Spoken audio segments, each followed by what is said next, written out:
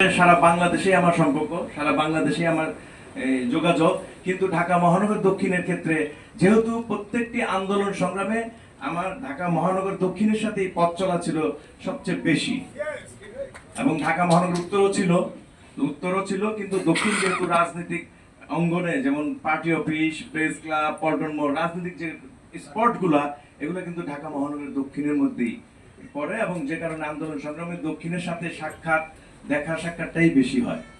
আমি পাশাপাশি ঢাকা মহানগর উত্তরকেও ধন্যবাদ দেব, দক্ষিণকেও ধন্যবাদ দেব বিগত আন্দোলন সংগ্রামে তাদের অবদানের জন্য, তাদের সহযোগিতার জন্য, দলের প্রতি অনুগত থেকে তারা যে আন্দোলন সংগ্রাম চালিয়ে গেছে, এই জন্য তাদেরকে আমি আমার নির্বাহী কমিটির পক্ষ থেকে, আমার ব্যক্তিগত পক্ষ থেকে আজকে অভিনন্দন জানাচ্ছি, ধন্যবাদ জানাচ্ছি।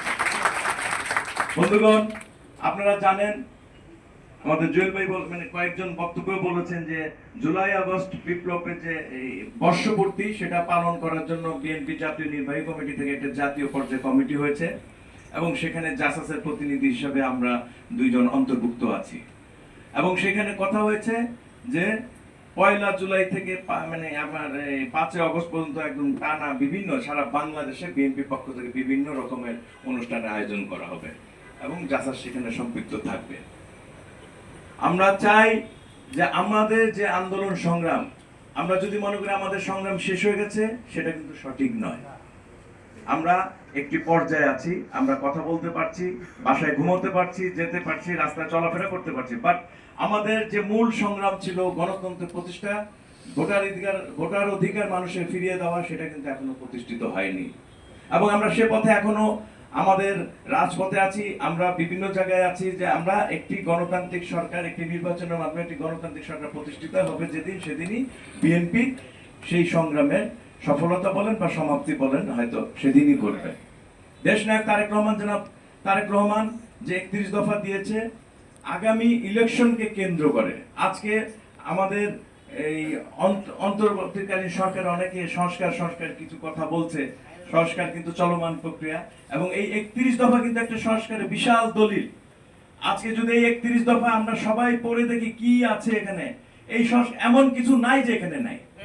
তাই আজকে আমাদেরকে এই আগামী ইলেকশনকে লক্ষ্য করে এই 31 দফা আমাদের সকলকে বুঝতে হবে, এবং নিজে বুঝে সকলকে বুঝাতে হবে।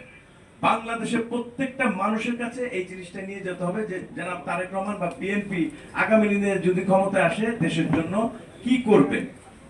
অতএব আমাদের এই চলমান আন্দোলন সংগ্রামে এখন যেটা হবে যে আগামী ইলেকশনকে টার্গেট করে আমাদের কর্মকাণ্ড চলমান রাখতে হবে, চলতে হবে একসাথে।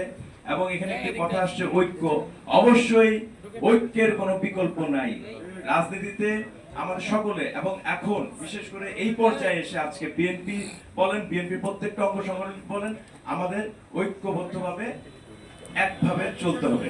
যদি কেউ এখানে ফাটল ধরাতে চান, রতন বলেছে, আমি একই সুরে বলতে চাই যে ব্যক্তির স্বার্থে, আপনাদের কারো ব্যক্তির স্বার্থে, কারো ইম্পর্টেন্সি বাড়ানোর জন্য সংগঠনের মধ্যে দয়া করে কোনো ফাটল ধরানোর চেষ্টা করবেন না।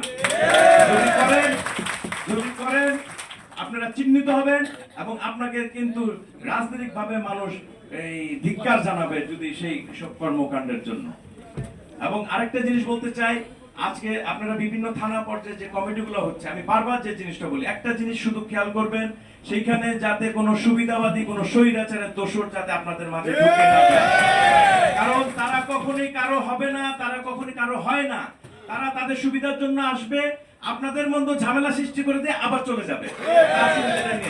অতএব আমাদের ঘর যদি 10 জন থাকে, 10 জন দিয়ে চলবে, 100 জনের দরকার নাই করার জন্য সেই টাইপের লোকজন নিয়ে। যারা সাচ্চা বিএনপি করবে, তারেক রহমানের নেতৃত্ব মানবে, জিয়াউর রহমান আদর্শ মানবে, সেই লোকই জাসাস বা বিএনপিতে আসবে। আমি আবার আপনাদেরকে সকলকে ধন্যবাদ জানাচ্ছি, বিশেষ করে উজ্জ্বল ভাইকে ধন্যবাদ জানাচ্ছি তার এই মূল্যবান সময় আমাদের মাঝে আজকে এখানে দেওয়ার জন্য, এবং সকল নেতৃবৃন্দকে, কেন্দ্রীয় নেতৃবৃন্দকে যারা সকল এখানে উপস্থিত হয়েছেন। ঢাকা মহানগর দক্ষিণকে ধন্যবাদ জানাচ্ছি একটু সুন্দর আয়োজনের জন্য। আমি জানি তারা প্রতি মাসে এরকম একটা সভা করে, এটা খুবই ভালো লক্ষণ, কারণ এতে হয় কি দূরত্বটা কমে যায়, নেতৃত্বের সাথে নেতৃবৃন্দ যে বিভিন্ন পর্যায়ের নেতৃবৃন্দ দূরত্বটা কমে আসে এখানে। আজকে রতন জোর গলায় যেভাবে বলতে পারলো মহানগরের প্রতি আপনাদের কোনো অভিযোগ আছে, আপনারা সকলে কিন্তু এক যোগ্য বলছেন কোনো অভিযোগ নাই। তার কারণ হলো এই যে এইভাবে বসা, এইভাবে আলোচনা করা থাকলেও সেটা নিজেদের মধ্যে সমাপ্ত করা যায়, শেষ করা যায়। আবারও আমি ধন্যবাদ জানিয়ে সকলকে ধন্যবাদ জানিয়ে আমার বক্তব্য শেষ করছি। খোদা হাফেজ। বাংলাদেশ জিন্দাবাদ, জাসাদ জিন্দাবাদ, শহীদ রাষ্ট্রপতি জিয়াউর রহমান অমর হোক, দেশনেত্রী বেগম খালেদা জিয়ার সুস্থতা কামনা করছি। বাংলাদেশের প্রাণ তারেক রহমান জিন্দাবাদ, জাসাদ জিন্দাবাদ। সেই নেত্রী খালেদা খালেদা জিয়া জিয়া খালেদা তারেক রহমান